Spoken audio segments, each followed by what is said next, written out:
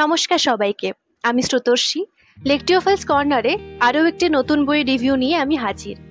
আজকে যে বইটা রিভিউ করতে চলেছি এটি কিন্তু একেবারেই ঐতিহাসিক প্রেক্ষাপটে লেখা একটি বই, যে বইটা পড়ে আমার বেশ অনেক রকম অনুভূতি হয়েছে এবং সে বইটা কি নিয়ে বা কেন বইটাকে নিয়ে আমি রিভিউ করছি সবটাই জানতে পারবেন আজকের ভিডিওতে। চেষ্টা করব খুঁটিয়ে বা পুঙ্খানুপুঙ্খ বিশ্লেষণ করে বইটার রিভিউ করার। তো একেবারেই দেরি না করে শুরু করছি আজকের বুক রিভিউ।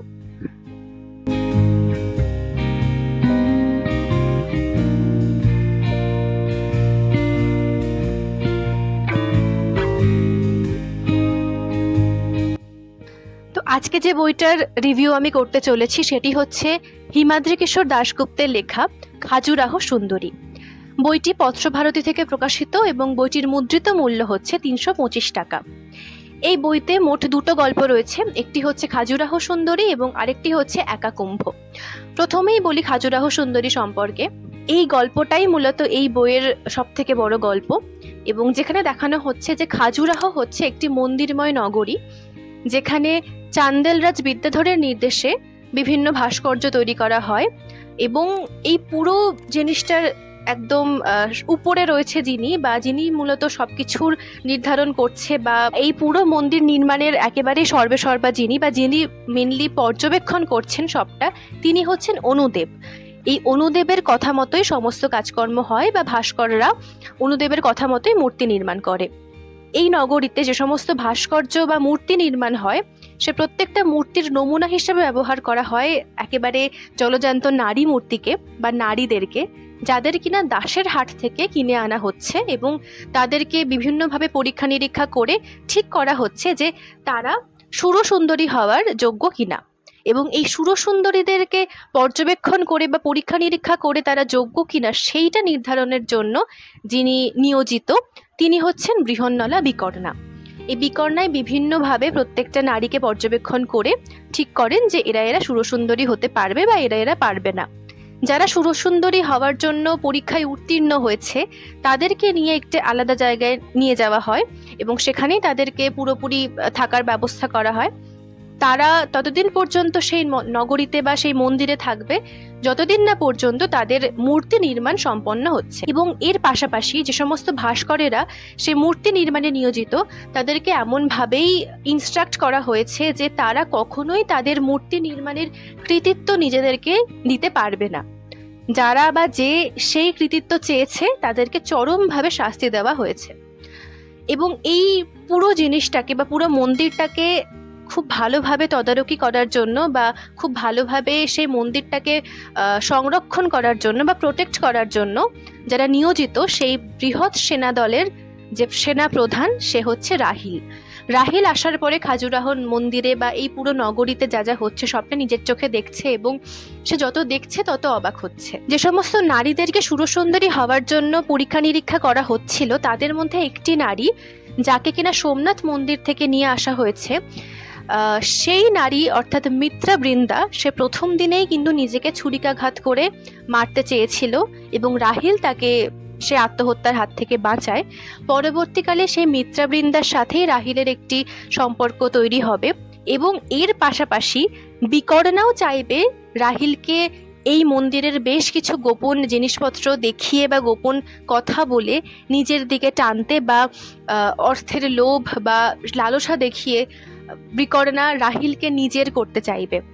এবং এর পাশাপাশিও এই মন্দিরে দেখতে পাওয়া যাচ্ছে যে অদ্ভুতভাবে রাত্রিবেলা বা ভোর রাতের দিকে বেশ কিছু ছায়ামূর্তি দেখতে পাওয়া যাচ্ছে এবং সেই ছায়ামূর্তি কে বা কি জিনিস বা এর মধ্যে আদৌ কোনো অলৌকিক কিছু লুকিয়ে রয়েছে কিনা বা এর মধ্যে কোনো রহস্য রয়েছে কিনা সবটাই জানতে পারবেন বইটা পড়তে পড়তে।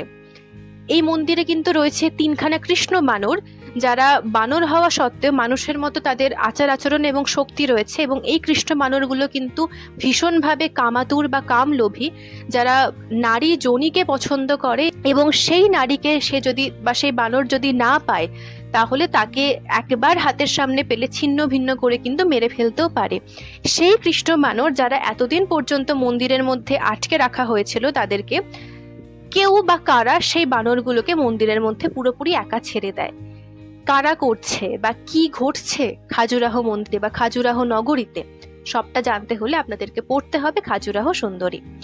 একাকুম্ভ গল্পটাও রয়েছে, সেটি আমার খুব একটা বেশি ভালো লাগেনি।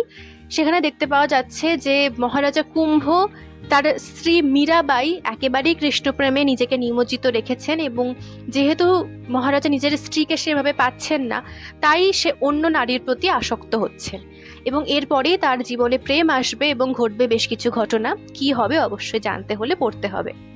এইবারে আসি বইটির পাঠ প্রতিক্রিয়ায়। বইটি যখন আমি পড়ছিলাম 1 মাস ধরে, আমার বেশ ভালো লেগেছে। শুরুর দিকটা একেবারেই অনেক স্পিডে আপনার চলবে। আমার যেরকম প্রথম 50 পাতা প্রায় একদিনে শেষ হয়ে গিয়েছিল, এবং তারপরে আমি একটু আস্তে আস্তে পড়ি। যদিও বইটা 200 পাতার মতো বই, তবুও আমার বেশ অনেক দিনই সময় লেগেছে।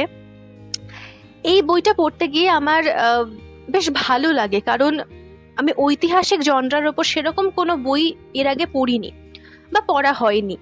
তো হিমাদ্রি কিশোর দাশগুপ্তের হাত ধরে আমার এই ধরনের একটা বইয়ের প্রবেশ, এবং এই বইটার পাশাপাশি কিন্তু রয়েছে সোমনাথ সুন্দরী এবং বন্দর সুন্দরী, তিনটে যদিও আলাদা তিনটে বই, ভারতবর্ষের বিভিন্ন ইতিহাসকে কেন্দ্র করে তিনটে বই লেখা।